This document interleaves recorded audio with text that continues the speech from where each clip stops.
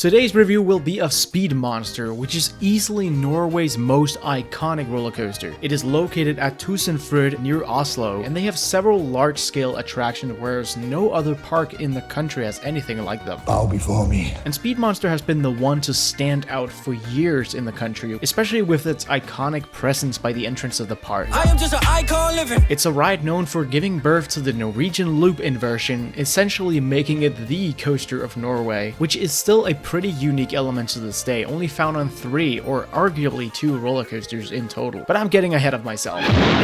Unfortunately, Speed Monster does not have the best reputation, as it is seen as one of the weaker of its ride type, and an overall tame and disappointing ride for many visiting this park, at least when it comes to enthusiasts. However, I am here to tell you why I think it's still a great thrill coaster with plenty to offer. I wrote it in July of 2023. Let's talk about it. Old technologies kids don't recognize. Speed Monster is an Intamin Accelerator, an iconic launch coaster model famous for its aggressive hydraulic cable launch system, snatching the car and pulling it like there's no tomorrow.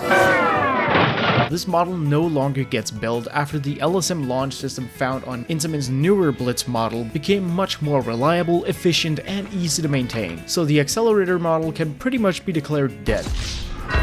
Speed Monster opened in 2006. It was the 4th of its kind in Europe and only the 2nd inverting coaster in Norway after Loppen in the same park. It's got 12 riders over its trains over 6 rows, so it's a low capacity machine, but it does run 2 trains, and the crew of the ride were pretty fast too. The restraints are the classic hard Intamin over the shoulder restraints, which are completely fine for this ride. The soft versions are of course better, but I don't mind these either, especially since the ride is not too aggressive or rough at all. I personally did not have any issues banging my neck.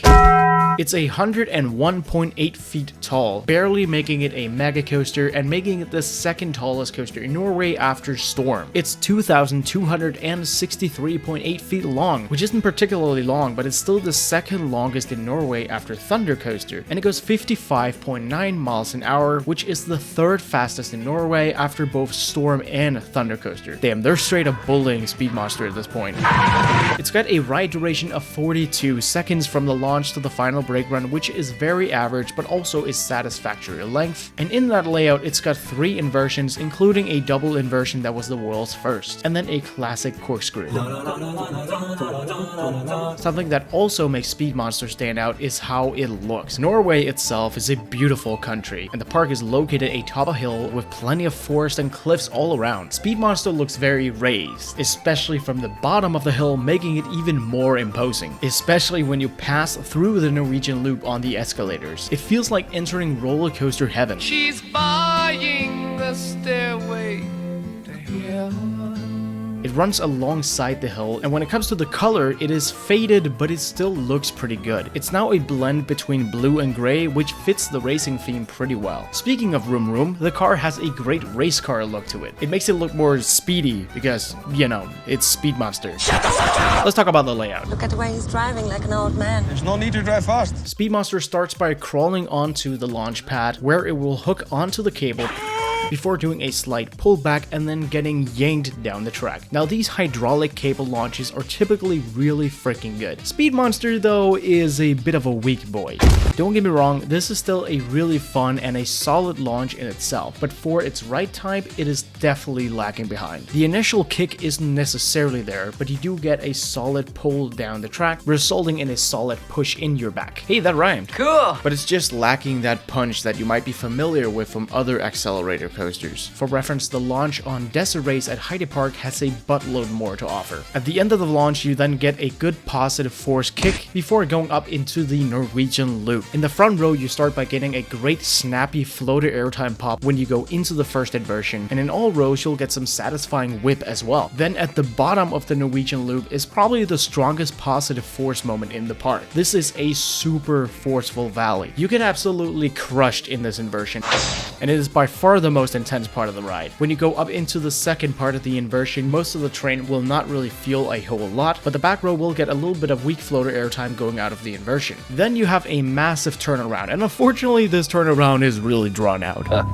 This sucks, man. Because you don't really get any force here at all. I guess you can say there are some positive forces, but they are very weak. This is by far the most forceless part of the ride. But just before you enter the next element, as you go up into this camelback, you actually do get a great push of positive forces right at the end. And then right after, you get a sustained pop of weaker ejector airtime, which is a lot of fun. Following this are two twisted bunny hills. I'll start by saying that the valleys in between these bunny hills have a little bit of positive forces and some weak laterals as well, which are really fun. But the twisted bunny hills themselves really surprised me. I think that both of these hills have some pretty fun ejector airtime. In the front row, you will get weaker ejector airtime, and in the back row, it is pretty damn good ejector airtime in my opinion. You really do get out of your seat with a proper kick to it. On top of that, you also get some great whip and some really good laterals toward your right side.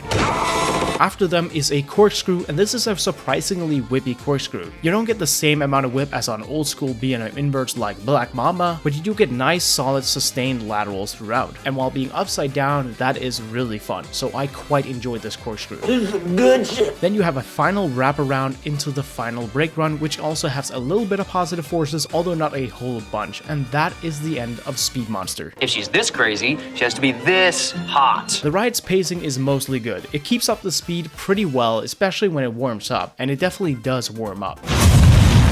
Most elements are also pretty consistent in intensity. It's not the most intense ride in the world, but it absolutely does pack some punch. The first turnaround though is disturbing to the pacing. The great disturbance in the force. It's the one weak link in the chain, and it's a long element as well, so it really takes you out of the loop.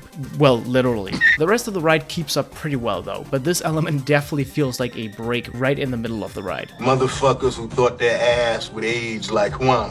It does. Speed Monster is a very smooth ride. Even with a hard over-the-shoulder restraints, you won't really experience any neck or head banging. It generally tracks really well. Of course, you're not free from any minor shuffles of an average mid-2000s steel coaster, but if that wasn't there, then it would literally be a miracle. You'll have no problems with the smoothness on Speed Monster. It is very well taken care of, and of the 4 large-scale coasters in the park, it is by far the smoothest.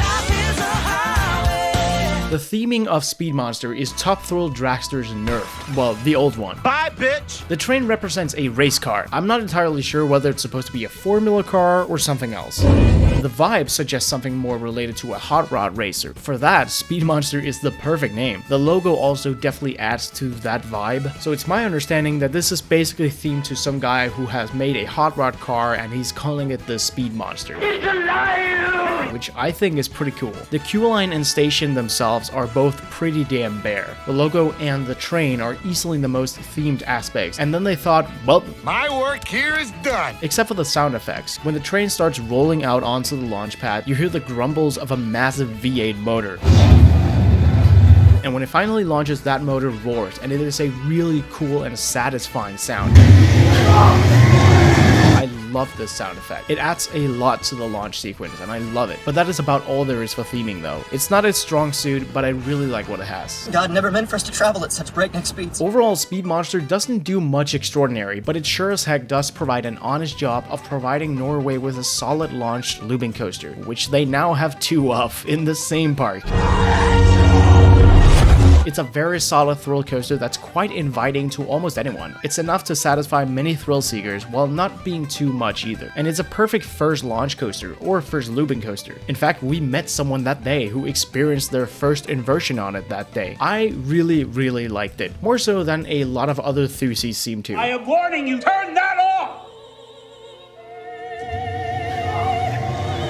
The airtime was unexpectedly great, and the whip was super fun. The Norwegian loop especially provided quite a lot of intensity. And for a final score, I am gonna give Speed Monster an 8 out of 10. It's hard to know if it really deserves that much, but that's the rank I think it belongs in. It's really up there with some of the cool kits, especially because the majority of the ride is just really fun. But I completely understand those who may be underwhelmed from it as well. I just don't share those same feelings. It was my favorite coaster in Norway, which I did not expect going in. So please, if you've ridden this coaster, let me know what you think, or anything similar to it perhaps. Thank you very much for watching. I'm gonna speed my way out of here in a drag race or something. Bye!